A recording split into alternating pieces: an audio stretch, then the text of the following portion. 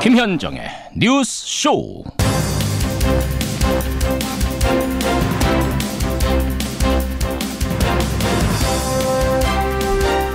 2018 남북정상회담 그 한 주가 밝았습니다. 시청자 여러분 안녕하십니까? 북한의 김정은 위원장이 남을 향해 걸어오고요. 문재인 대통령이 북을 향해 걸어가고 판문점에서 두 정상이 악수를 하는 장면. 오는 금요일이면 우리 눈앞에 펼쳐집니다.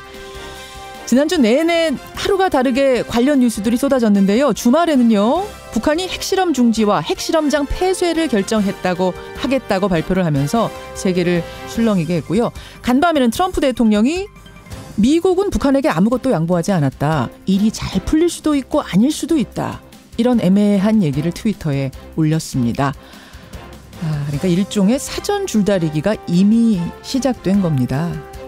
줄을 적당히 밀고 당기는 거야 자연스럽습니다만 너무 당기다가 끊어지지는 않도록 행동 하나하나 신중해야 할 겁니다. 남북정상회담을 앞두고요. 저희가 오늘은 귀한 인터뷰를 하나 준비했습니다. 김대중 전 대통령의 부인 이희호 여사 올해 만 96 되세요. 제가 동교동 자택을 다녀왔습니다. 정말 눈물이 나는 걸 겨우 참고 인터뷰를 진행했는데 그만큼 뭉클한 인터뷰였습니다. 2부에 그 음성 확인을 하시죠. 김현정의 뉴스쇼 출발합니다.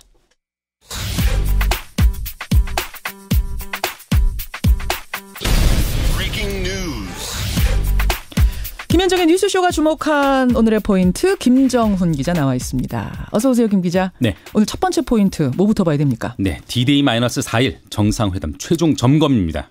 주말에 북한이 핵실험 중단, 핵실험장 폐쇄라는 선언을 했어요. 네. 예, 이런 가운데 오늘 정상회담은 최종 점검이 이루어지죠. 네, 세 번째 실무회담이 판문점 통일각에서 열립니다. 예. 앞서 회담의 생중계 방침이 결정된 이후에 오늘은 두 정상이 언제 어떻게 만날지 공동 기자회견을 할지 등을 논의하는 자리죠.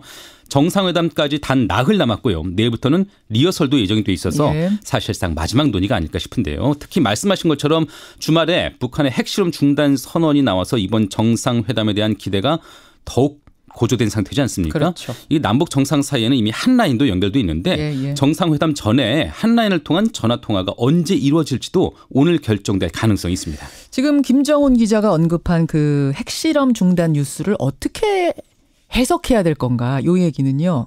사실 좀 전문가들 사이에 의견이 분분하거든요. 잠시 후에 전문가와 함께 조금 더 깊이 짚어보기로 하죠. 다음 포인트는 뭡니까? 네, 4월 국회 발목 잡는 드루킹 특검 논란입니다. 예, 드루킹의 댓글 조작 사건 두고 지금 국회가 꽁꽁 얼어붙고 있는데 야3당은 이 특검을 해야 한다는 쪽으로 가고 있는 거죠. 특검을 해야 한다는 데는 정의당을 제외한 자유한국당, 바른미래당, 또 민주평화당의 입장이 다르지 않습니다. 반면에 더불어민주당은 절대 불가 입장이죠. 이런 입장 차로 4월 국회가 한 발짝도 나아가지 못하는 상태인데 오늘 국회 일정을 주목해 볼 필요가 있네요. 오늘요? 네, 특검에 찬성하는 야3당 대표와 원내대표들이 모여서 여당의 특검을 압박할 예정이고요. 오후에는 국회의장 주재로 여야 원내대표들이 국회 정상화 문제를 논의합니다. 역시 특검 여부가 핵심일 텐데 민주당은요 오전에 의원총회를 열어서 그 대응 방안을 의논하기로 했네요. 오늘 8시 반부터 모인다 그래요. 야3당 대표들이. 그래서 특검 공조 방안을 논의한다고 하는데 저희가 그 시간에 이택수의 여론 진행을 하지 않습니까? 이택수 대표가 지금 어떤 결과를 갖고 오고 있냐면은 국민들은 이 드루킹 특검에 대해서 어떻게 생각하시는가 이걸 조사해봤습니다. 주말 사이에. 그 결과를 가지고 오고 있습니다. 예, 오늘 8시 2부에 여론에서 확인을 해보시죠. 마지막 한 포인트 짧게 볼까요? 네, 갑질 한진 일가의 반쪽짜리 사과인데요. 한진그룹 조양호 회장이 결국 사과를 하긴 했는데 글쎄요, 여론 싸늘한 여론이 돌아서는 것 같진 않아요. 네, 어제 사과문을 내긴 했죠. 갑질 무리를 빚은 딸들을 경영 일선에서 사퇴시키겠다, 또 전문 경영인 체제를 도입하겠다는 내용인데 그런데 회장 본인까지 연루된 탈세나 밀수 의혹에 대한 해명은 없었습니다.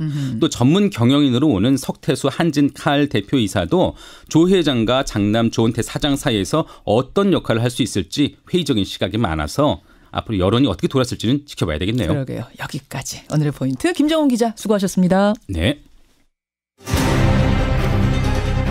4월 21일부터 핵시험과 대륙간 탄도로켓 시험 발사를 중지할 것이다. 핵시험 중지를 투명성 있게 담보하기 위하여 공화국 북부 핵시험장을 폐기할 것이다.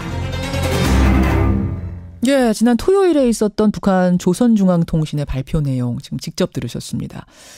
그러니까 핵실험과 ICBM 시험 발사 중단하는 건 물론이고 풍계리의 핵실험장까지 폐기해버리겠다. 이런 겁니다. 이 발표를 두고 북한이 비핵화 의지를 드러낸 거다. 이렇게 긍정적인 해석도 있습니다만 일부 전문가들은 오히려 북한이 핵 보유국임을 선언한 거고 더 이상은 안 만들 테니까 지금까지 보유한 핵은 인정해달라라고 선언한 거다라는 좀 회의적인 해석도 나옵니다. 어떻게 보세요? 어떻게 봐야 될까요? 또 남북정상회담에는 어떤 영향을 미칠까요? 이분과 함께 짚어보죠. 남북정상회담 준비위원회의 전문가 자문위원이세요. 국가안보전략연구원 조성열 수석연구위원 연결이 돼 있습니다. 조성열 연구위원님 안녕하세요. 네, 안녕하세요. 핵실험을 중단하는 건 물론이고 핵실험장 자체를 폐기해버리겠다. 조 연구위원님의 해석은 어느 쪽입니까? 예, 상당히 전향적인 조치라고 생각합니다. 사실은 핵실험 중단과 ICBM 시험 발사 중단은 어찌 보면 이제 동결 조치로서 그동안에 김정은 위원장이 우리 특사단과 미국 측에 통보했던 이런 내용을 공식 기구를 통해서 확인했다는 의미가 있습니다. 그래요. 예. 근데 비판적으로 보는 분들은 기존에 가지고 있는 진행돼 있는 핵의 결과물들을 폐기한다는 말은 안 하지 않았느냐. 이 의미는 우리가 더 이상은 안 할 테니까 가지고 있는 건 인정해달라. 핵 보유국임을 인정해달라라는 소리다. 이렇게 보는 분들도 계시던데요. 예, 그 부분은 이제 그렇게 그러니까 그 발표문 자체만 보면 예. 북한이 과거에 주장했던 부분을 되풀이한 부분이 있습니다. 그렇지만 이번에 이제 그 발언 자체도 중요하지만 그 전후 맥락을 보면요. 예. 북한이 이제 병진 노선을 처음 채택했던 2013년 4월 달에 전원회의 내용하고 이번의 경우는 이제 사실상 병진 노선을 종료하고 새로운 경제 노선으로 나가겠다는 걸 표명했습니다. 그렇죠. 그렇기 때문에 이거를 단순하게 북한이 이제 과거의 어떤 멘트를 되풀이한 부분이 있다고 해가지고 부정적으로 볼 것만은 아니라고 생각합니다. 병진 노선의 종료를 선언하면서 이 멘트를 했기 때문에 예, 그렇습니다. 진정성이 전하고는 엄연히 다르다 이런 말씀. 예. 근데 이게 이제 미국의 북한 문제 전문가죠. 빅터 차 석자 교수. 이분이 어떤 얘기를 했냐면 이번 조치를 비핵화 선언으로 받아들이면 안 된다. 책임 있는 핵 보유국의 모습을 보여주는 것이다라고 이 전문가는 그렇게 평가를 했던데. 그러니까 핵 보유국 행세를 하는 것이다라고 그분은 해석하던데 이건 어떻게 보세요? 예, 지금 주로 보면은 이제 빅터차라든지 아니면 당시에 동아태 차관보였던 크리스토퍼 힐 같은 부분들이 이제 부정적인 해석을 내놓고 있는데요. 맞아요. 이 부분은 아마 그분들이 아마 트럼프 대통령에 대한 더 불만을 표시하는 것 같습니다. 트럼프 대통령은 당시에 이제 빅터차나 크리스토퍼 힐 같은 경우는 부시 행정부에서 육제회담을 이끌었던 담당자들입니다. 그렇죠. 근데 이제 트럼프 대통령은 지난 20년간 못했다. 이거보다 내가 한다. 이렇게 해가지고 과거에 이제 빅터차나 힐 차관보가 했던 부분에 대해서 전면적인 부정적인 자세를 보이고 있습니다. 그렇기 때문에 아마 이 부분들이 이제 좀 감정이 좀 상한 것 같고요. 빅터차는 그 주한 미국 대사로 내정됐다가 취소됐던 그 인물이잖아요. 예, 바로 그렇습니다. 그러니까 트럼프 대통령하고는 감정적으로 안 좋다는 얘기. 그런 게 해석에 영향을 끼쳤을 거다. 예, 그래서 왜냐하면은 아까 방금 말씀드린 대로 북한의 멘트로 보면은 과거에 이제 병진 노선을 유지했을 때의 멘트하고 요번에 이제 병진 노선을 사실상 종료한다고 했을 때 멘트가 유사한 부분이 있거든요. 맞아요. 근데 그 부분에만 이제 초점을 둔 거라고 봅니다. 그래서 저는 이제 같은 문제를 하더라도 실제로 이제 변화된 부분보다는 변하지 않은 부분을 문제 삼아가지고 핵보유 행세다 이렇게 평가는 있다고 보는데요. 저 볼 때는 이제 적절치 않다고 생각합니다. 그러면은 자유한국당이 위장쇼라는 논평 냈잖아요. 2008년에 영변 냉각탑 폭파쇼 한 거하고 뭐가 다르냐. 그때도 우린 다 해결되는 줄 알았는데 하나도 달라진 거 없지 않느냐. 여기에 대해서도 같은 답변이십니까? 예, 그 부분은 영변 냉각탑 폭파에 대한 배경을 아마 잘 모르고 얘기하시는 것 같아요. 그분들이. 왜냐하면은 당시에도 사실은 그 우리 측에서 그러니까 한국과 미국 측에서 당시 이제 그 불능화 목록에 없었던 예. 냉각탑 폭발을 해달라고 우리가 요청한 겁니다. 처음에 북한은 이제 자기네가 11개 품목 가운데 들어가지 않다고 해서 거부감을 보였었는데 아무래도 이제 비주얼이 필요하다 그래가지고 예. 외국 언론들을 동원해가지고 예. 폭파 쇼를 했던 건 사실입니다. 이번의 경우도 어떤 의미에서는 쇼라고 해도 볼 수 있죠. 다만 차이가 있다면은 북한의 어떤 비핵화 진정성을 보여주기 위해서 기존에 합의하지 않았던 이른바 이제 그 핵폐기장 같은 경우는 지금 그 핵실험이나 ICBM과 다른 거거든요. 일종의 이제 불능화 조치인데요. 그렇죠. 이런 부분들은 북한이 오히려 자신들의 핵 비핵화 진정성을 보여주기 위한 조치라고 볼 수 있습니다. 그런 면에서는 쇼인 거에는 틀림없지만 아마도 이제 진정성을 보여주기 위한 쇼다 이렇게 생각을 합니다. 쇼는 쇼 맞다. 근데 쇼라고 해서 다 나쁜 건 아니다. 예, 이건 그렇죠. 진정성을 보여주기 위한 쇼잉. 그야말로 쇼 그렇습니다. 그런 의미의 쇼다. 그럼 가지고 있는 핵들은 어떻게 하겠다는 거예요? 거기에 대해서 왜 말을 안 합니까? 그건 당연히 협상의 결과죠. 그러니까 남북 정상회담이나 북미 정상회담에서 비핵화를 약속해야 되는데 아주 뭐 극단적으로 얘기한다면 이번에 전원회의에서 비핵화를 결정하면 남북 정상회담은 북미 정상회담 할 필요가 없습니다. 할 필요가 없는 거니까. 예, 북한이 이미 하겠다고 했는데 굳이 우리가 체제 안전 보장 해줄 필요가 없거든요. 마지막 카드로 남겨두는 거군요. 예, 그건 당연히 그 협상의 결과로 나와야 되는 것이지 협상의 전제 조건은 아닙니다. 그러면 협상 지금 요 주말에 발표한 이 내용도 남북 정상회담이나 북미 정상회담 회담 과정에서 얘기할 수도 있었을 텐데 미리 선언을 한 건 왜일까요? 예, 지금 끊임없이 국제사회가 김정은 위원장의 어떤 진정성을 이제 문제 삼지 않습니까? 못 믿겠다는 얘기가 미국에서 계속 나오고 막 이러죠. 그렇기 때문에 과거에도 이제 북한의 어떤 그 불능화에 대해서 의심의 목소리에서 나오기 때문에 냉각탑 폭발하는 어떤 쇼를 벌였다고 볼 수 있는데 이번의 경우도 지금 그 국제사회나 일각에서 끊임없는 어떤 의문을 제기하고 있기 때문에 그런 부분에 대해서 일종의 부분적이긴 하지만 불능화 조치를 취한 거라고 볼 수 있습니다.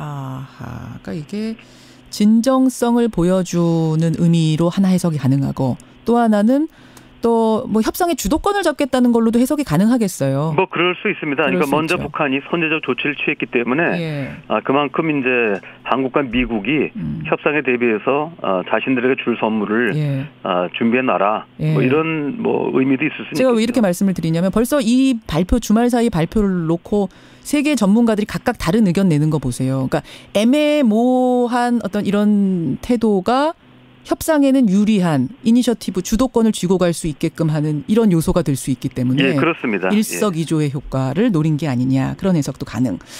자, 알겠습니다. 그 풍계리 핵실험장이라고 하면 2006년에 1차 핵실험부터 작년 6차 핵실험까지 몽땅 다 여기서 했던 곳이죠? 그곳이죠. 그렇습니다. 이걸 폐기한다는 건 역시 폭파입니까? 뭐 갱도 전체를 폭파하는 경우가 있고요. 또 하나는 이제 입구만 폐쇄하는 경우가 있습니다. 뭐 이런 전체를 하는데 어쨌든 이 부분은 만약에 북한이 이런 조치를 취하게 되면은 다시 핵실험하려면 상당한 시간이 걸리겠고 또 인공위성에서 계속 위치를 파악하고 있기 때문에 사실은 이제 북한이 핵실험을 사실상 포기했다 이렇게 해석할 수 있는 부분입니다. 알겠습니다. 결국 북한이 이 최대 목표라고 하면은 완벽한 체제 보장, 아무도 건드리지 않는 자신들의 공화국을 보장해달라, 외부 방해 없이 우리 체제를 이어갈 수 있게 해달라 이건 거잖아요, 박사님. 그렇습니다. 그렇죠. 여태 핵을 갖고자 했던 목표도 그것 때문이고, 근데 핵 가지고 있으면 그거 인정 안 해준다고 국제사회가 그러니까 이제 핵 내려놓겠다. 그러니까 우리 체제 보장해달라. 이런 거죠. 그러니까 북한 입장에 보면은 이제 핵을 가진 경제 빈국으로 남느냐, 아니면 핵 없는 신흥 개발도상국이 될 수 있느냐, 아마 이런 선택에서 전략적 선택을 한 게 아닌가 생각합니다. 근데 체제 보장을 어떤 식으로 우리가 해줄 수 있는 겁니까? 뭐 협약서 쓰면 되는 거예요? 어떻게 해줘야 돼요? 그러니까 완전한 체제 보장에는 뭐 여러 가지 방법이 있는데요. 우선 이제 남북 관계 차원에서 할 수 있는 부분하고 또 국제사회에서 할 수 있는 부분이 있습니다. 우선은 이제 기존에 합의됐던 내용은 항구적인 평화 체제를 만드는 부분인데요. 그러니까 한국 전쟁을 국제법적으로 종식하는 평화협정을 체결하는 방법이 있고요.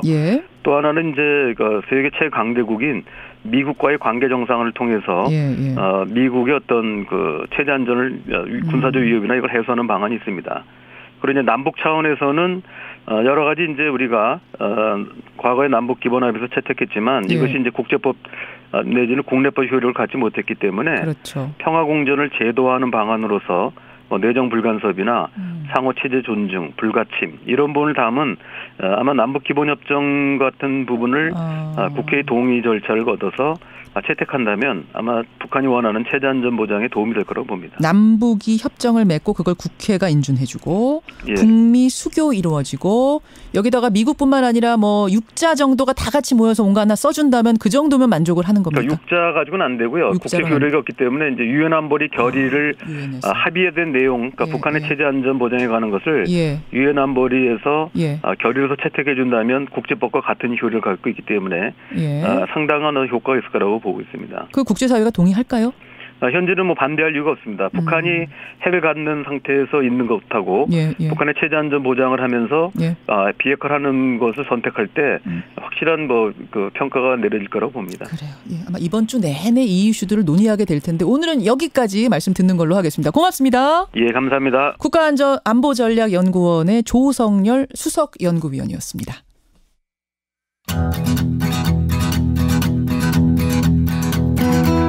김현정의 뉴스쇼는 청취자 여러분의 참여로 이루어집니다. 트위터, 페이스북, 레인보우 게시판, 그리고 단문 50원, 장문 100원의 유료 문자 샵 1212, 우물정 1212 통해 참여하실 수 있습니다. 김현정의 뉴스쇼, 여러분과 함께 만듭니다.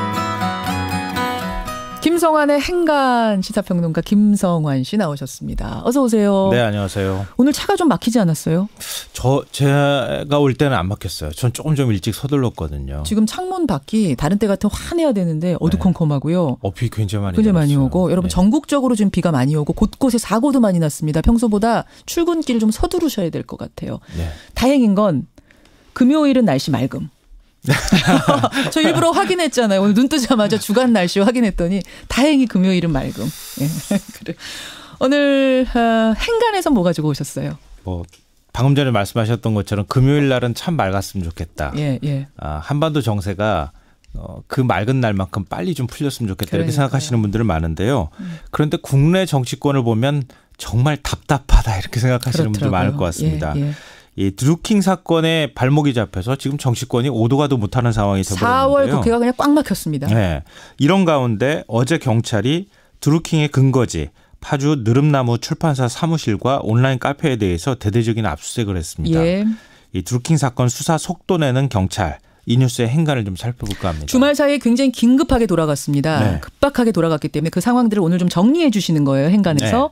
우선 느릅나무 사무실 압수수색 외에도 그 네이버의 카페 회원 명단을 제출해달라라고 요구를 했죠. 네, 맞습니다.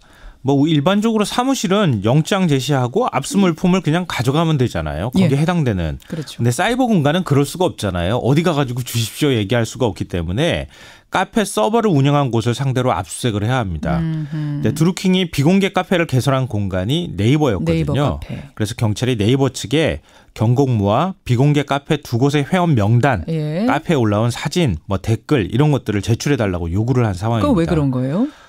거기에서 이제 카페 회원들한테 댓글을 답시다 이렇게 조직적으로 뭔가를 했다 그러면 게시물 같은 거 올라와 있는지 그게 흔적이 남아 있을 수 있는 거죠. 그렇죠. 그리고 카페 회원들이 도대체 몇 명인지 아직 우리가 파악을 못하고 있거든요. 대략 1,000명이니 2,000명이니 이런 소리 하는데 어떤 사람들이 어떻게 회원으로 가입했는지도 확인할 필요가 있는 거죠. 그렇죠.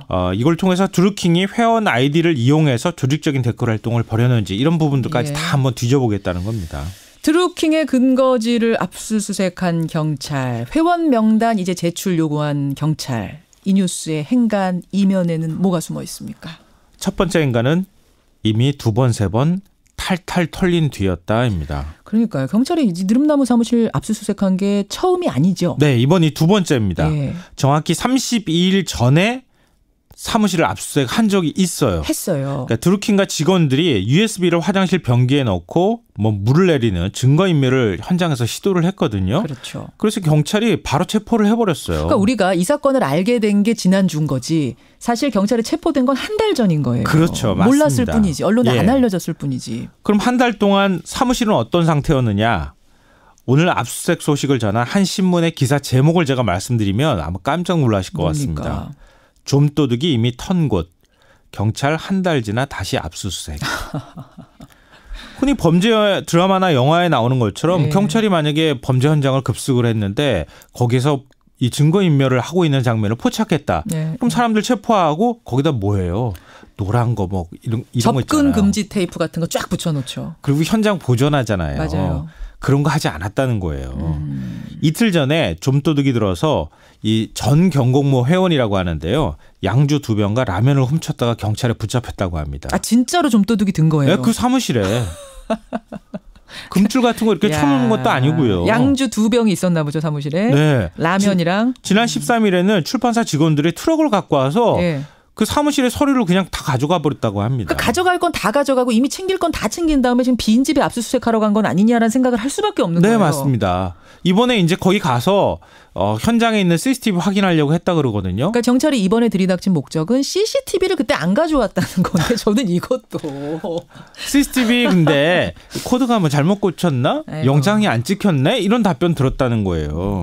그러니까 남들이 2번, 3번 다 털고 탈탈 다 가져간 뒤에 그리고 난 다음에 2차 압수수색 들어간다? 이게 과연 정말 압수수색이 실효성이 있을까 이런 생각이 든다는 거죠. 뒤늦게 다시 압수수색에 나선 경찰. 두 번째 행간은 뭡니까? 두 번째 행간은 여론수사하고 있다입니다. 여론수사요? 이번 사건 보면서 경찰이 수사하는지 언론이 수사하는지 도대체 알 수가 없습니다. 어떤 식이길래요? 언론이 관련 내용 보도하고 여론이 들끓으면은 경찰이 뒤늦게 이거 하겠다 저거 하겠다 수사팀 확대하겠다 이러고 있잖아요. 예를 들면 3월 25일 드루킹과 회원 2명이 구속이 됐잖아요. 예, 예. 체포는 3월 22일 날 됐지만 예. 언론에 쉬쉬하다가 앞서 말씀하신 것처럼 지난 13일 날 첫 보도를 했습니다. 언론이. 그렇죠.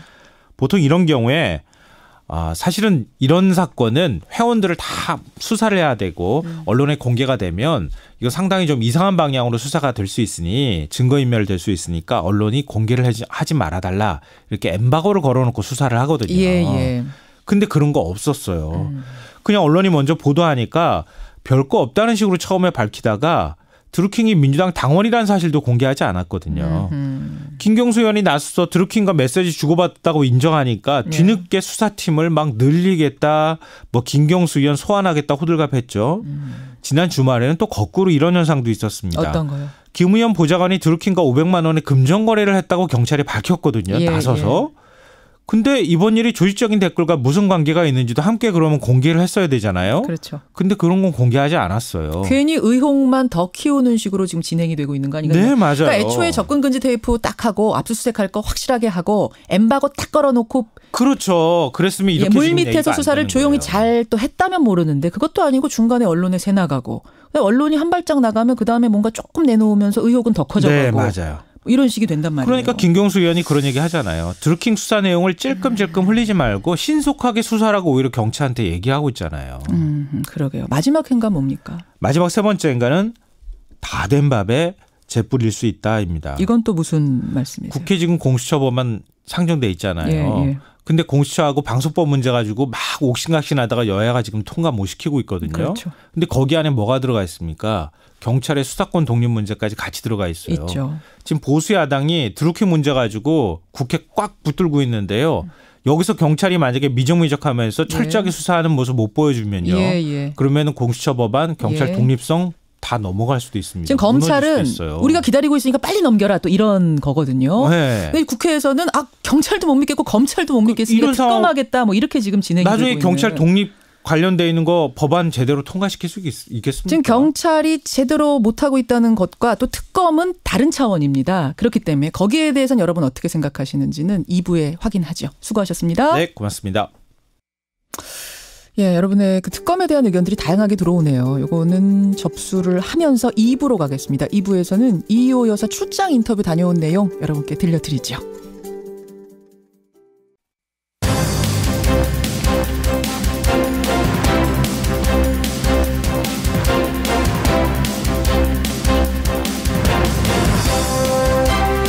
김현정의 뉴스쇼 2부 출발합니다.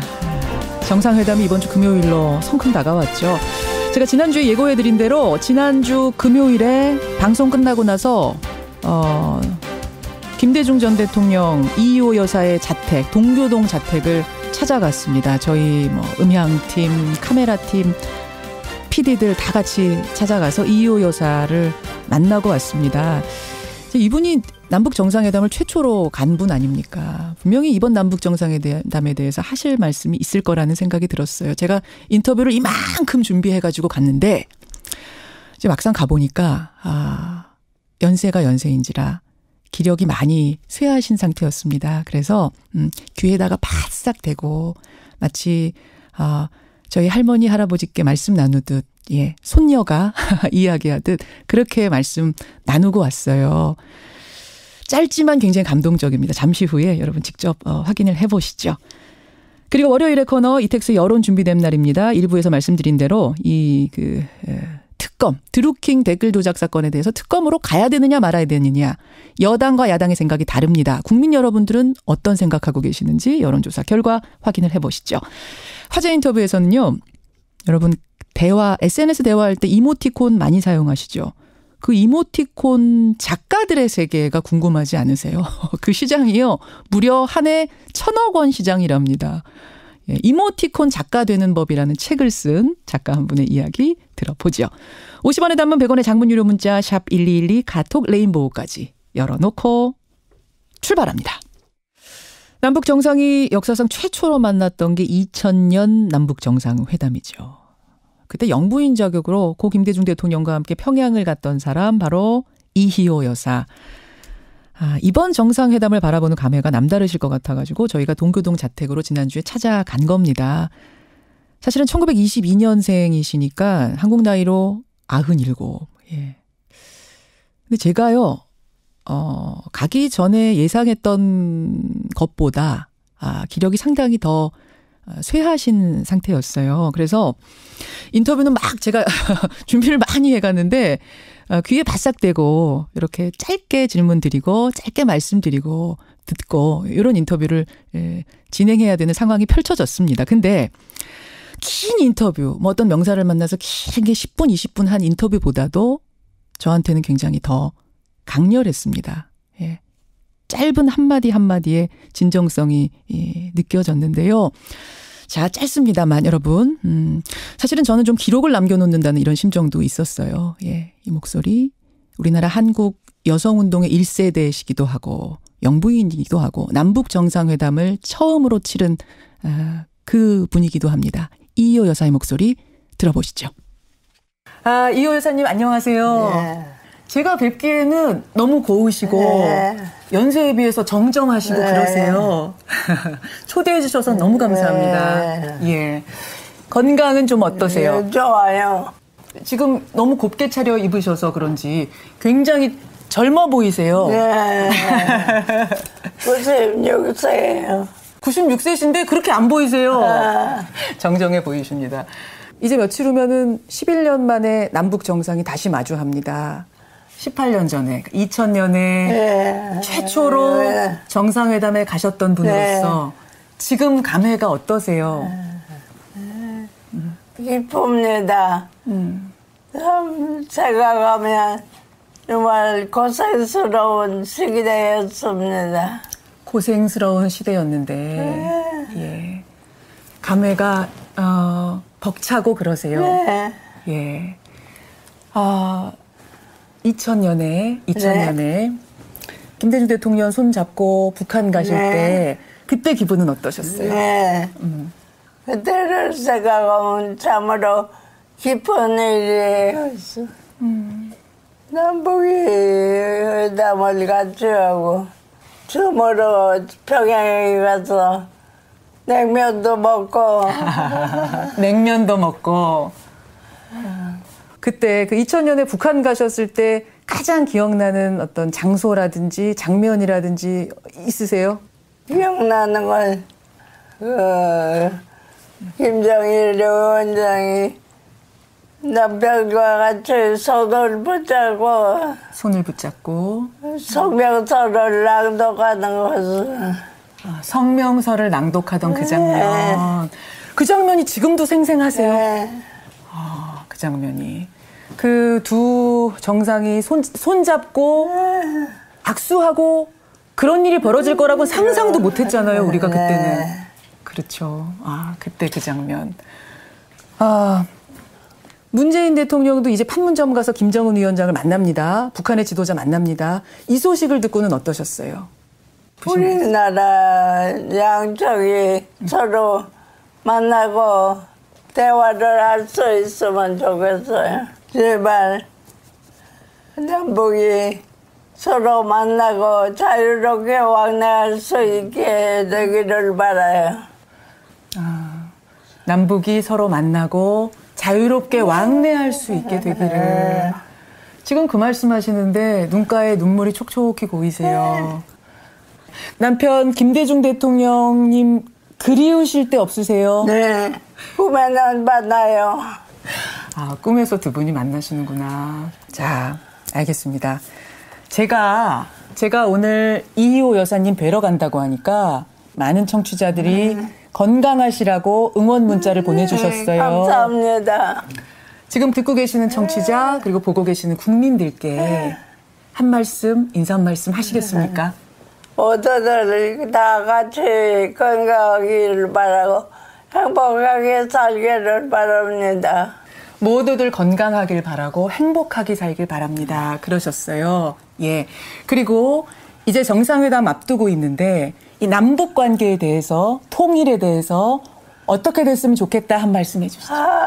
빨리 통일이 되고 서로 만나고 같이 지낼 수 있으면 좋겠어요.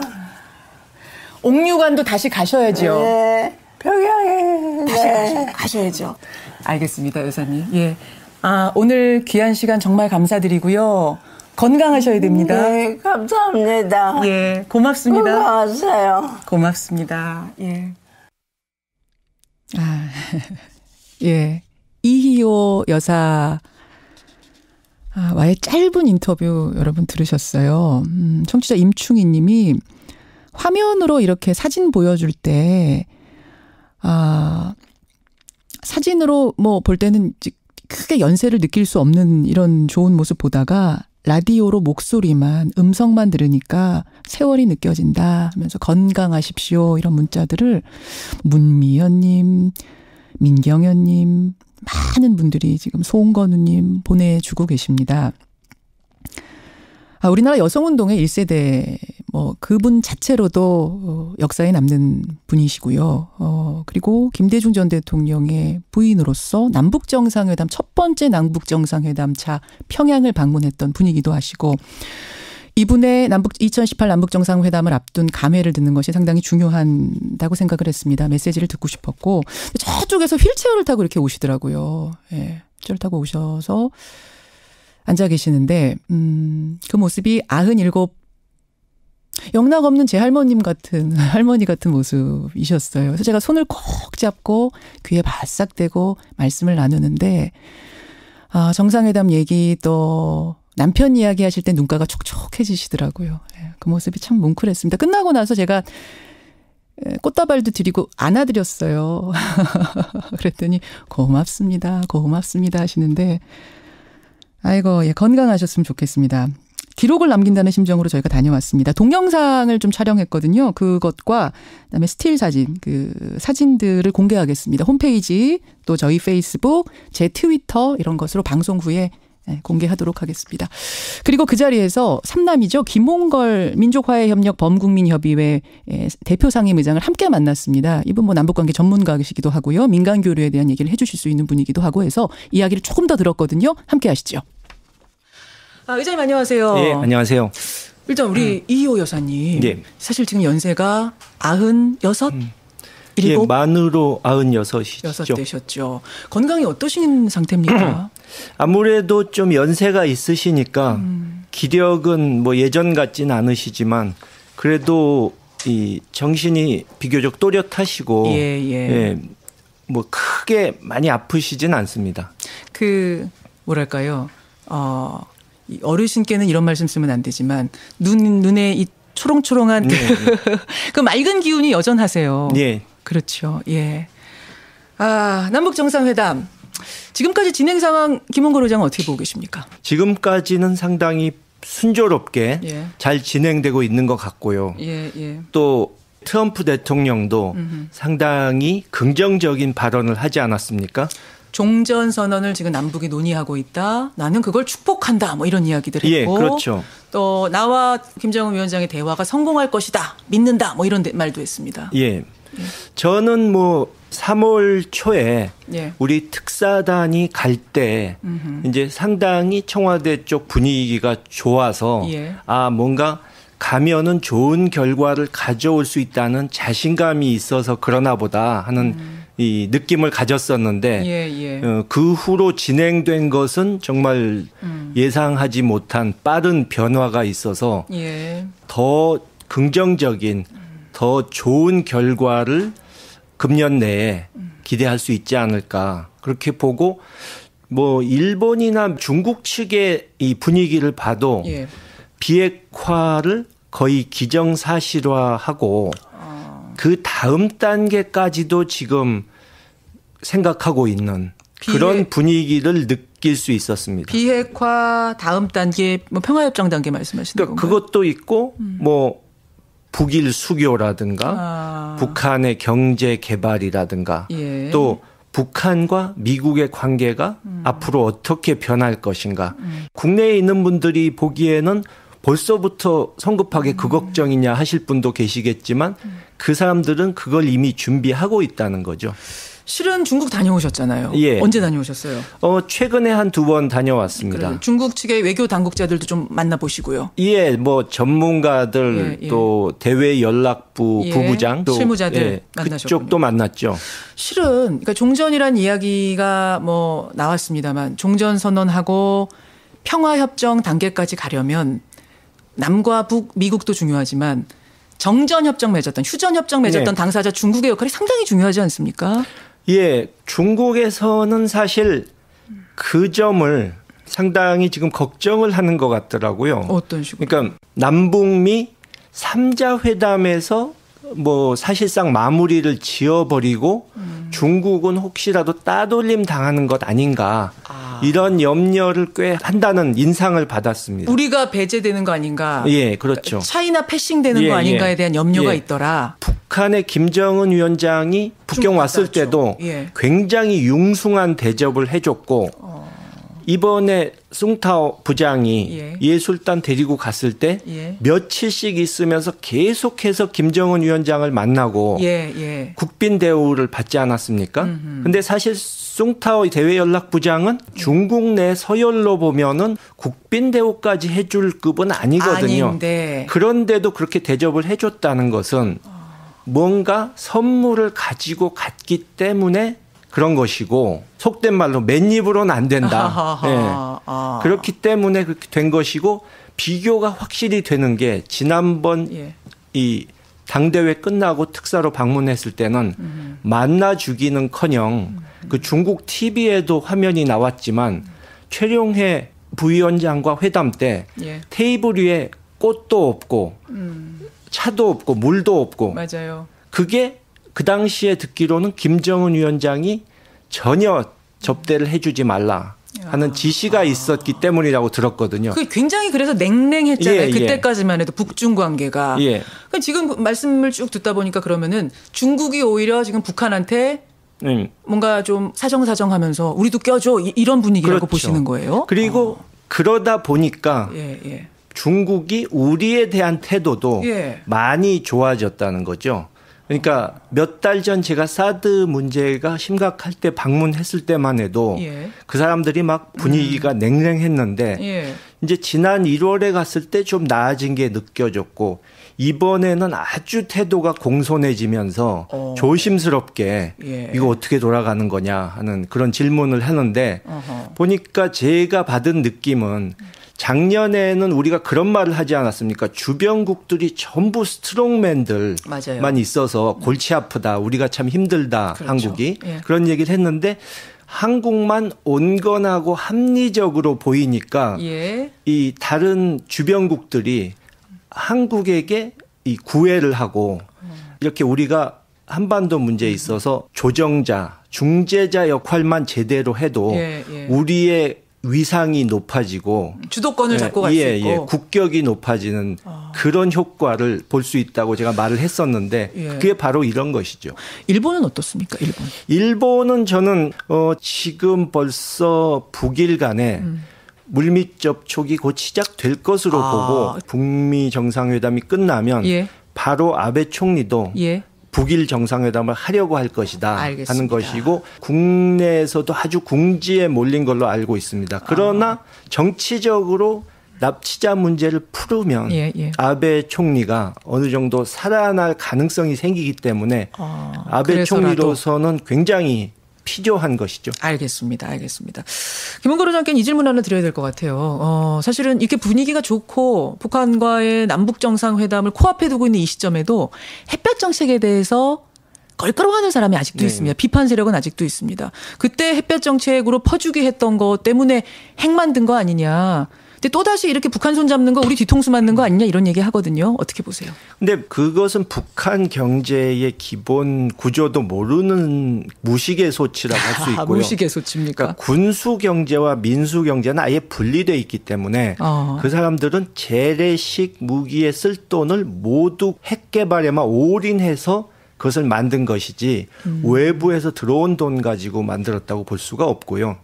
일단 햇볕 정책이 퍼주기다 이 부분은 의미가 없는 이 논란이라고 저는 보기 때문에 그것보다 그렇게 말씀하시는 분들 때문에 앞으로 북방 경제를 개척할 기회 그것을 놓칠까 봐 저는 걱정스럽습니다. 비핵화가 되고 개방이 되면 북한은 세계 어느 나라로부터도 투자를 받을 수 있고 교역을 할 수 있지 않습니까? 그렇죠. 그런데도 우리 쪽에서 퍼주기 하지 말자 또는 북에 투자했다가 날릴지 어떻게 하냐 이런 소리 하고 있다가는 우리가 좋은 기회를 놓칠 수도 있다는 거죠. 퍼주기라는 생각은 이거는 지금에 정말 맞지 않는 이야기다. 어불성설이다. 한참 시대에 동떨어진 한참 얘기죠. 동떨어진 이야기다. 이제 남북 정상회담 잘 되고요. 일이 술술 풀리게 되면 민간 교류도 활발해질 텐데 민화협에서는 어떤 계획 가지고 계세요? 구체적으로 뭘 하겠다 단정적으로 말씀드리긴 어렵고 저는 워낙 그 사이에 북이 많이 변했기 때문에 회담이 끝나고 나면 빠른 시일 내에 북을 방문해서 그쪽의 현황을 좀 파악하는 게 급선무라고 생각합니다. 그래야 어떤 식으로 교류를 할지 구체적인 플랜이 나올 수 있겠죠. 그러나 중요한 것은 적극적으로 대북 교류를 하면서 이제 항구적인 평화체제 구축으로 가는 것이 거스를 수 없는 대세라는 것을 확실하게 해놓을 필요가 있다고 생각합니다. 알겠습니다. 오늘 이 동교동으로 초청해 주셔서 감사드리고요. 무엇보다 와주셔서 감사합니다. 이희호 여사님 건강 곁에서 좀 잘 챙겨주시기를 제가 부탁드리겠습니다. 감사합니다. 오늘 고맙습니다. 감사합니다. 이희호 여사 그리고 민화협 김홍걸 대표 상임의장 만나봤습니다.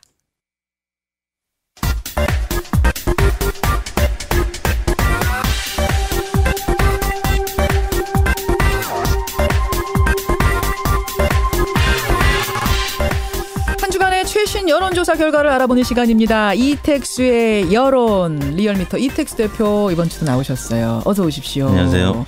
준비하면서 지금 들으셨죠? 네. 어떠셨어요? 목소리가 너무 안 되셔가지고 마음이 좀 아픕니다. 그러니까요. 지금 청취자 문자도 굉장히 많이 들어오는데 1470님도 연로하신 목소리 들으니 눈물이 왈칵. 4059님은 북에 가족을 두고 피난 오신 1923년생 아버지가 생각나네요. 이호선 22년생이시거든요. 이호선 님도 건강하셔서 평양 옥류관 다시 가서 평양냉면 드실 수 있기를 기원합니다. 그러셨는데 여기 사실은 이제 편집이 지금 좀 됐잖아요. 저희가 10분 정도 인터뷰한 거 중간에 공백도 빼고 이런 거 빼고 편집을 했는데 그중에 제가 하나 기억이 나는 건 뭐냐면 남편 그립지 않으세요? 그랬더니 안 그리워요. 그러시는 거예요. 그래서 제가 좀 당황했어요. 안 그리우세요? 그랬더니 꿈에서 매일 만나요. 꿈에서 매일 만난다 이러시는 거예요. 아니 손 꼭 잡고 꿈에서 무슨 얘기하세요? 그랬더니 잘 있다 이런 얘기 하신다고.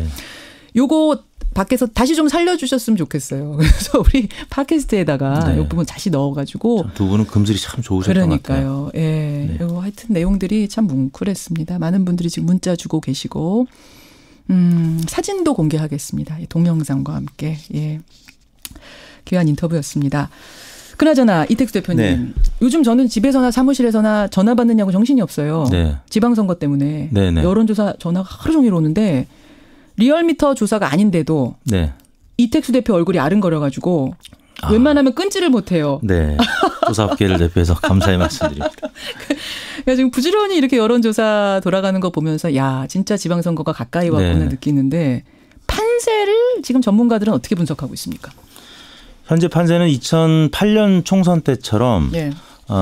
지금 문재인 대통령이 당선된 지 이제 1년 정도밖에 안 됐고 워낙 대통령의 지지율이 고공행진을 하고 있기 때문에 당시 2008년도 2007년 대선에 이어서 당시에 이제 보수 정당이 네. 대선 총선을 연이어서 석권을 했는데 지금 민주당이 뭐 그런 양상을 나타내고 있습니다. 현재까지는 민주당의 압승이 예상이 되는데 문제는 남은 한 달 반 정도 기간 동안에 보수 정당이 단일화 연대를 할 것이냐 그 변수가 아직 남아 있기 때문에 연대를 야당이 할 것이냐 보수 야당이 그렇습니다.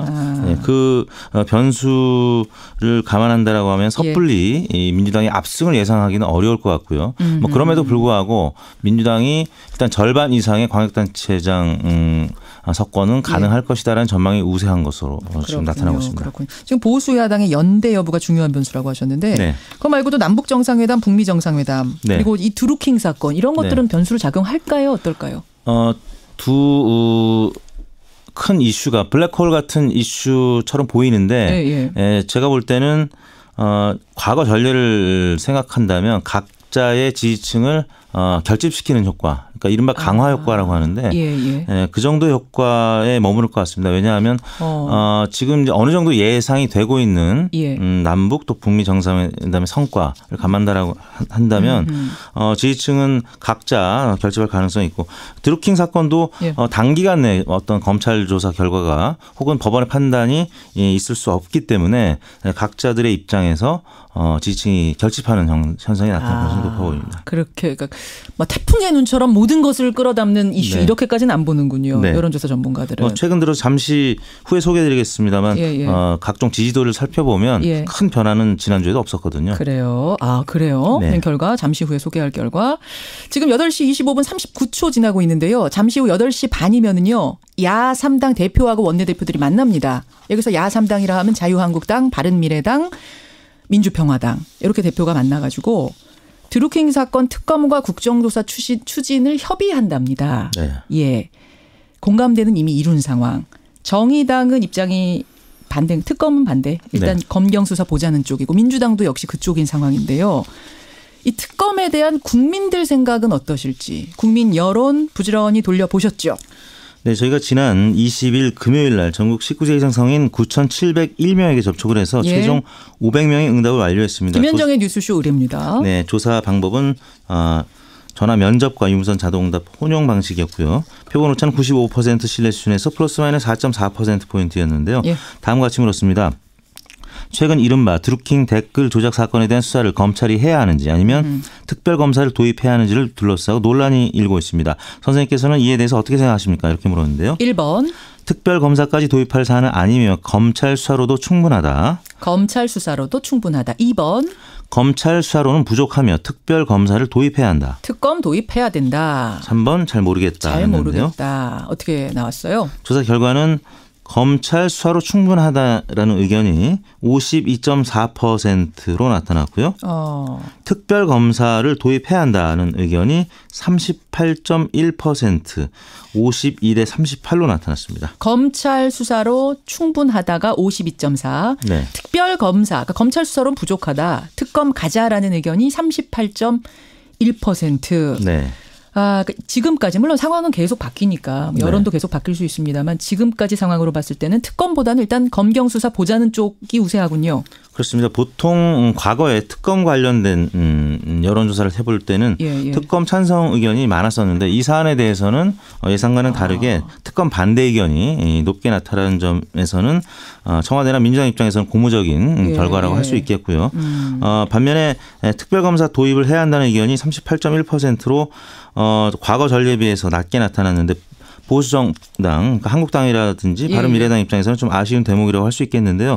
특히 연령대별로 좀 특이 사항이 있었는데, 연령대별로 60대 이상이 특검 도입 응답이 우세한 거는 뭐 이제 예상했던 일인데, 20대가 그 다음으로 특검 도입 의견이 47.2%로 두 번째로 높게 나타났습니다. 그래요. 그러니까 60대하고 20대가 뜻이 통했다는 얘기예요. 네네. 그러니까 20대가 뭐 다른 안보 이슈와 관련해서는 60대와 궤를 같이 하는 그런 보수적인 그 맥락을 이번에도 이어가는 거라고 봐야 돼요. 정치 관여도가 좀 다른 연령대에 비해서 낮은 편이기도 하고 또 특검을 통해서 객관적 실체에 접근해보자는 그런 의도가 20대 연령대에서 좀 반영이 된 거 아닌가 싶습니다. 그래요.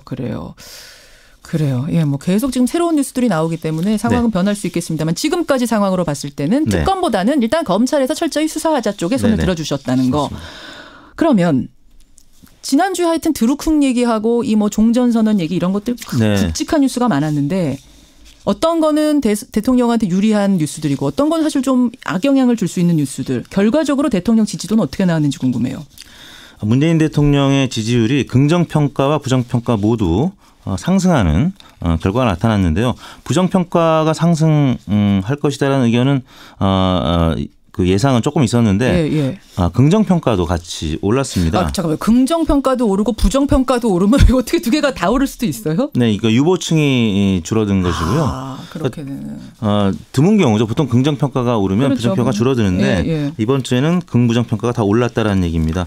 그러니까 야권 지지층, 보수 야당 지지층에서 우려하는 목소리들도 나타나고 있고 반면에 또 진보 지지층은 결집하고 또 지난주 같은 경우는 남북 정상회담과 관련된 그리고 종전 관련된 검색어가 상위에 오르면서 평화 체제에 대한 기대감이 올랐죠. 그래서 문재인 대통령이 국내 언론에서 호평을 또 많이 받았던 한 주기도 합니다. 그러니까 그래서 좋은 뉴스 대통령 입장에서 좋은 뉴스와 나쁜 뉴스가 같이 나와서 두 개가 다 올랐어. 긍정 부정. 근데 결과적으로는 어떤 게 조금 더 높았습니까?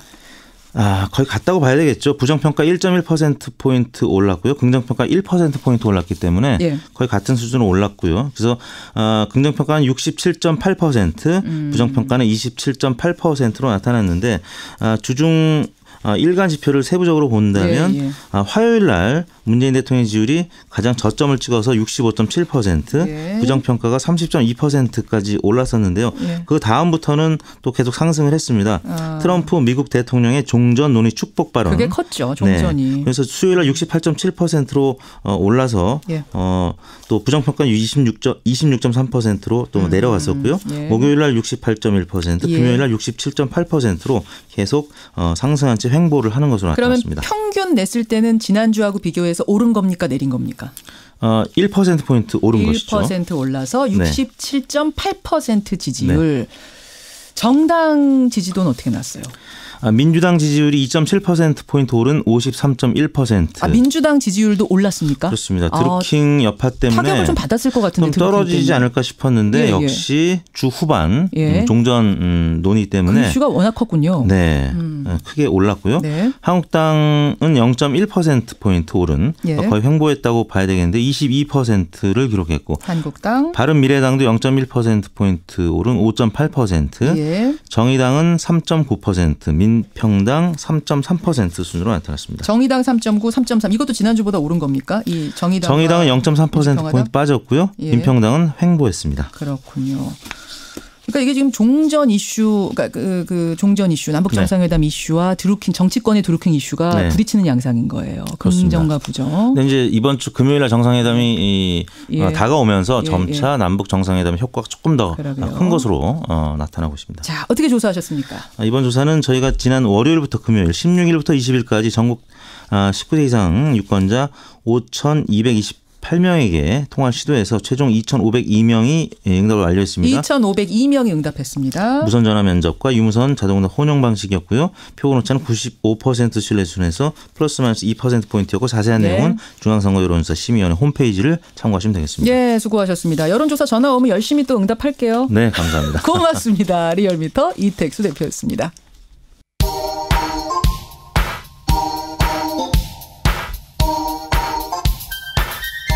김현정의 뉴스쇼 CBS 라디오와 함께하고 계십니다. 저는 퇴근길 시사자키 정관용입니다. 여러분의 의견 많이 들어오네요. 드루킹 특검 관련해서 홍성민님은 드루킹 논란 그냥 특검으로 털고 갔으면 좋겠습니다. 김정훈님.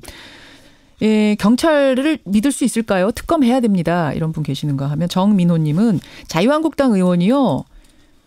KBS 일요토론에 참석해서 TV조선에다 수사 상황을 흘렸다는 양심 고백을 했습니다.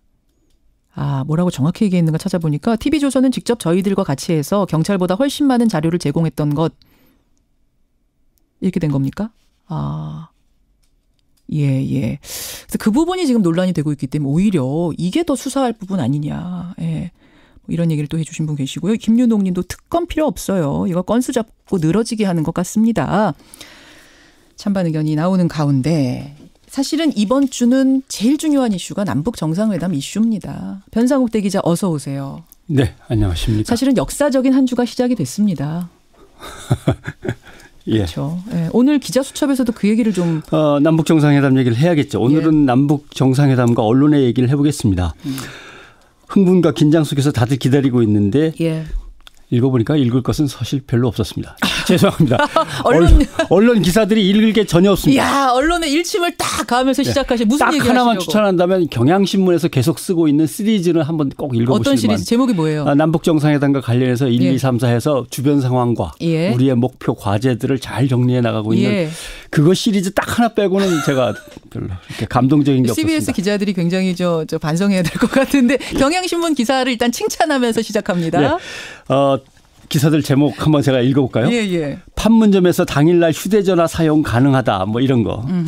정상회담 앞두고 어떤 주식이 오를 건가 수혜주. 남북 정상회담에 뭐 기자가 몇 명이나 모인다. 그다음에 남북 정상회담 기대감으로 붐비는 안보 관광지. 관광지가 또 어디가 뜨냐 이런 거. 남북 정상회담 파이팅 하고 정우성, 장근석, 윤균상, 류승용, 조세호 아세요? 누군지? 연예인들 아니에요? 그런 것 같아요. 조세호 씨는 코미디언인 것 같고 정우성 씨는 뭐 영화배우 잘 아는 분이고 나머지 분들도 영화배우신 것 같고 무지하게 이 기사가 많아요. 뭐 그래요? 연예인들 응원 영상 기사가 났더라고요.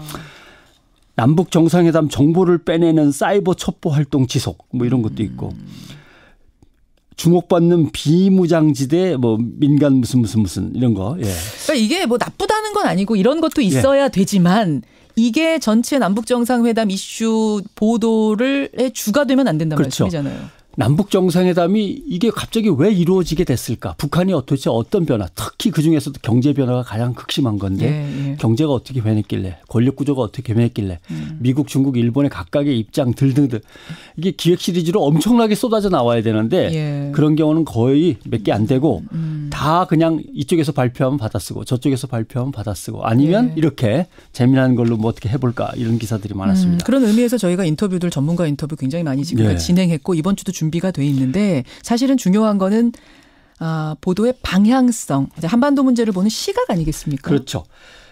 지금의 남북 정상회담을 비롯해서 한반도 정세가 이제 변화하고 있는데 이걸 보도할 때 기본적인 입장이 분쟁 상황을 보도하는 거냐 아니면 분쟁 해결 상황을 보도하는 거냐. 여기서부터 차이가 나는 거죠. 그동안 우리 언론의 취재보다는 남북 문제에 있어서 냉전과 갈등 분쟁 위주로 취재를 해왔습니다. 남북회담을 해도요. 그래서 누가 이겼어?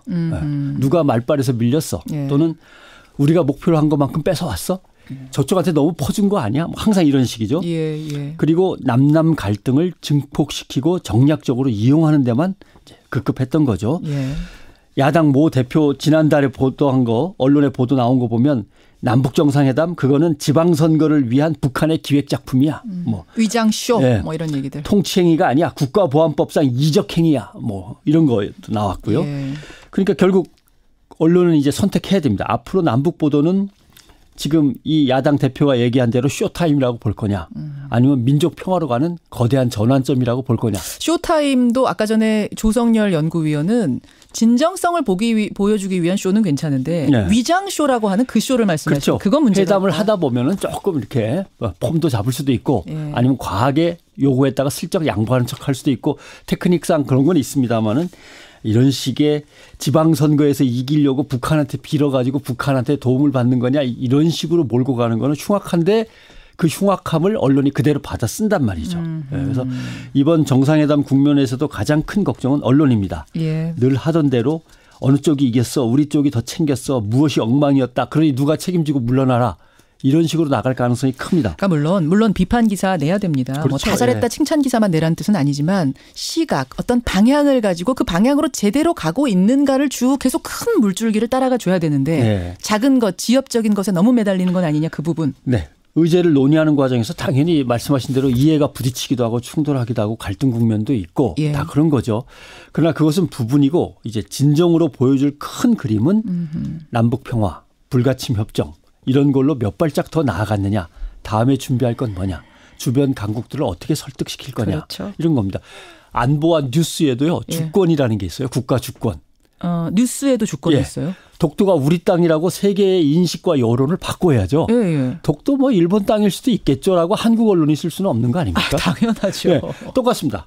한반도의 평화가 중요합니다. 예. 한민족은 한민족 스스로 자립해서 일어나서 싸우지 않고 살아갈 수 있도록 여건을 조성해 주셔야만 합니다. 예. 이런 식으로 세계 여론을 움직일 수 있는 그런 언론 행위도 주권적 행위도 필요한 거죠. 그런 의미에서. 근데 우리가 그거를 자꾸만 정치 갈등적인 요소로만 보도하고 그걸로 소모하다 보면 방향이 틀려진다는 얘기잖아요.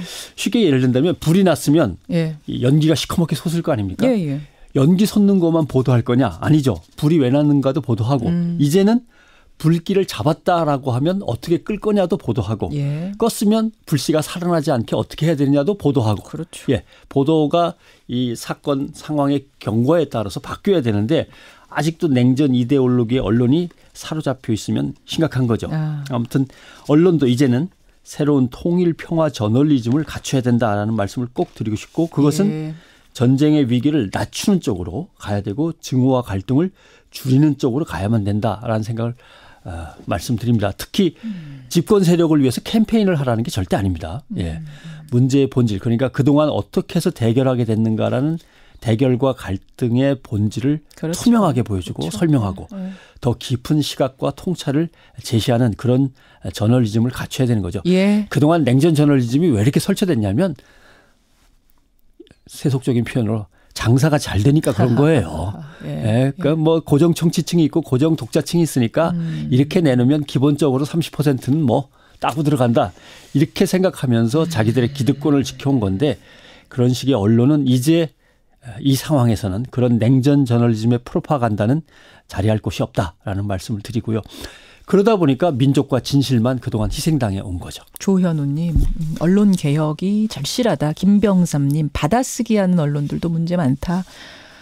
이런 지적들. 서경은님, 맞습니다. 언론이 제 역할 해야 됩니다. 정용선님, 많은 분들이 문자 주고 계세요. 저는 이 문자가 쏟아지는 거 보면서 얼마나 같은 생각을 우리 청취자들이 하고 계셨는가, 시민들이 하고 계셨는가 생각하게 되는데 오늘 아침에는 기자들이 저희 뉴스쇼 많이 듣거든요.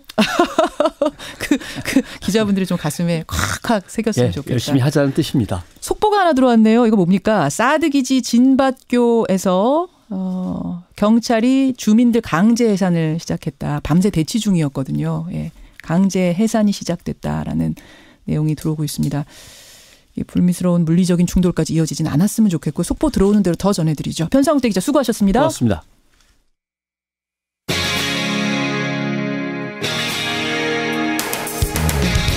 여러분께서는 지금 CBS 라디오 김현정의 뉴스쇼를 함께하고 계십니다. 여러분 요즘 카톡이니 텔레그램이니 라인이니 하는 SNS 메신저들 많이 사용하실 텐데요.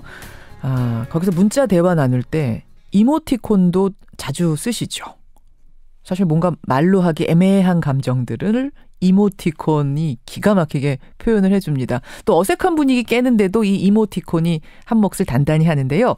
카카오톡 조사에 따르면 지난해 이모티콘 사용자는 무려 2,700만 명.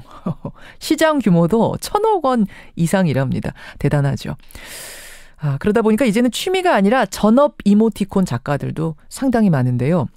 오늘 화제 인터뷰에선 이모티콘 작가가 되는 법에 대한 책을 내신 분이에요.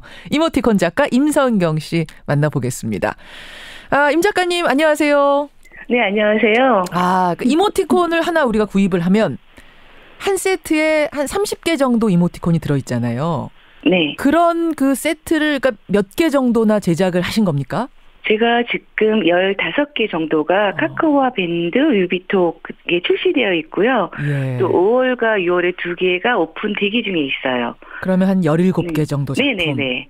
그중에 대표작이 사랑하는 그대에게라는 이모티콘이고요. 또 너를 만나 행복해라는 이모티콘도 여러분들이 많이 사랑해주고 계시고 전반적으로 제 작업들 많이들 좋아해 주시고 계셔서 네. 이렇게 들어서는 잘 모르실 테고 이모티콘은 봐야 알아요. 네, 맞아요. 그거 이렇게. 네네. 임 작가님 이거는 사실 좀 실례일 거라고 제가 생각을 했는데 네네. 책에다가 쓰셨기 때문에 제가 그냥 여쭙겠습니다. 네네네. 수입이 어느 정도나 되시는 거예요? 수입이 작가마다 다 차이가 있긴 할 텐데요. 예. 저는 A급 작가여서 대기업 간부 연봉 정도? 대기업 임원 연봉? 네네네. 그러면은 정말 히트 작품이 나왔을 때는 예를 들어서 뭐 한 달에 어느 정도까지? 한 달 매출이 한 1억 정도여서요. 저희 작가가 가져올 수 있는 수익이 30에서 35% 정도 선이었어요. 네. 매출이 1억 원. 네. 대단한. 이게 지금 이모티콘의 세계입니다, 여러분. 네. 그래. 이모티콘 뭐 처음부터 이모티콘 작가는 아니셨을 테고, 왜냐면 이모티콘이라는 게 시작된 지가 얼마 안 됐으니까. 저는 원래 그림을 통해서 이제 대중하고 소통하는 일러스트레이터였어요. 그러니까 원래 임 작가님은 미술 전공자시니까 네네. 이모티콘 작가가 되신 게 전혀 특이할 일은 아니에요. 이렇게 다들 미술을 배운 분들이 이모티콘 작가를 지금 하고 있는 겁니까? 전공하신 분들도 많긴 하지만요, 비전공자 분들도 많이 계세요. 그래요? 이제, 특히 저희 아들 같은 경우는 전공자도 아니고, 그냥 일반 대학생인데, 예. 그림을 일도 모르는데 이제 제가 작업하고 있으니까, 옆에서, 취미삼아 이렇게 뚝뚝 낙서했던 것이 굉장히 우연한 기회로 이모티콘이 된 케이스고요. 오히려 이제 본인의 컨셉대로 잘 그린 그림이 아니라, 못 그린 그림으로 발 그림 컨셉으로 해서, 2초 만에 그렸다 그래서 2초 티콘 제목을 제재 밝은 2초 티콘. 2초 만에 그렸다 그래서 반응이 의외로 좋아서 생각지도 않았는데 학자금 대출도 갚고 또 대학 등록금도 본인이 해결하고 그러고 있어요. 그래서 세상에. 꼭 미술 전공자가 아니시더라도 본인만의 열정과 기획이 있으시면 얼마든지 작가로 데뷔하실 수가 있어요. 자, 그럼 제가 이모티콘을 아이디어가 좀 있어서 이모티콘 시장에다 제 이모티콘을 내고 싶어요, 작품을. 네네네. 그럼 제일 먼저 뭘 어떻게 해야 됩니까? 일단 본인이 가장 많이 사용하시는 텍스트가 뭔지 이렇게 살펴보시는 게 첫 번째고요.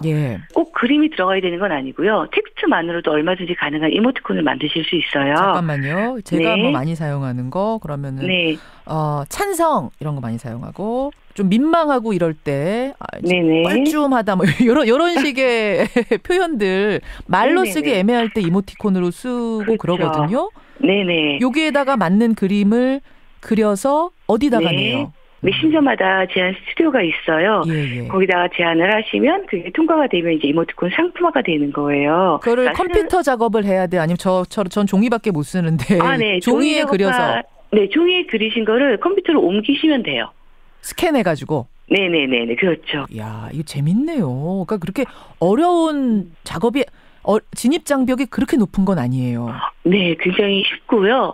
과거에는 기획사를 통해서 이제 제안이 가능했지만 지금은 그 장벽이 없어져서 누구나 다 제안하실 수가 있어요. 이거 초등학생도 맘만 먹으면 할 수 있다는 얘기잖아요. 네, 가능한 일이에요. 네. 그래. 이모티콘으로 작가가 표현해내기에 제일 어려운 감정은 어떤 걸까요? 저 같은 경우는 화나는 것, 분노 이런 감정 살짝 좀 어려워요. 그 감정의 폭이 굉장히 크게 할 수 있는 거예요. 예를 들어 뭐 화를 낼 때도 이 정도 화를 낼 수 있는가 하면 상을 엎으면서 화를 낸다거나 네, 그래서 모든 감정들을 굉장히 세분화시킬 수 있기 때문에 그러네요. 네, 작가들의 좀 노하우도 필요하기도 하고 선택해야 되는 폭도 있고요. 재밌어요. 그러니까 화 내는 것에도 한 100가지, 수백 가지 종류의 화가 있다는 거예요. 그러니까 모든 감정이 다 그런 것 같아요. 알겠습니다. 예, 오늘 그 이모티콘 작가 임선경 씨와 함께 이야기를 나눴는데요. 월요일 아침입니다. 우리 뉴스쇼 청취자들께 말이 아니라 이모티콘으로 뭔가 하나 띄워주신다면 어떤 거 띄워주시겠어요? 제 이모티콘 사랑하는 그대에게 있는 이모티콘인데요. 뭐 오늘도 해피데이라든가 다 잘 될 거예요. 또 마지막 하나는 언젠가는 꽃필 날 올 거예요. 라는 이모티콘 보내드리고 싶어요. 언젠가는 꽃필 날 올 거예요. 이거 너무 좋아요. 네. 네, 오늘 임선경 작가의 이모티콘 저 한번 찾아봐야겠고요. 여러분 들으시면서 이걸 이렇게 좀 표현하는 이모티콘이 있었으면 좋을 텐데 아쉽다 했던 분들이 있다면 오늘 용기 내서 한번 이모티콘 작가에 도전해 보시는 것도 좋을 것 같습니다. 제가 응원하겠습니다. 임성경 작가님. 네네. 많은 분들한테 오늘 꿈을 주셔서 고맙습니다. 네, 감사합니다. 고맙습니다. 이모티콘 작가 임성경 씨였습니다. 전국 곳곳에 비가 많이 내리고 있습니다. 이 비는 내일까지 이어지는데요. 날은 좀 쌀쌀하지만 그래도 미세먼지를 싹 씻어주니까 고마운 봄비입니다. 저는 내일 아침 7시 반에 돌아오죠. 고맙습니다.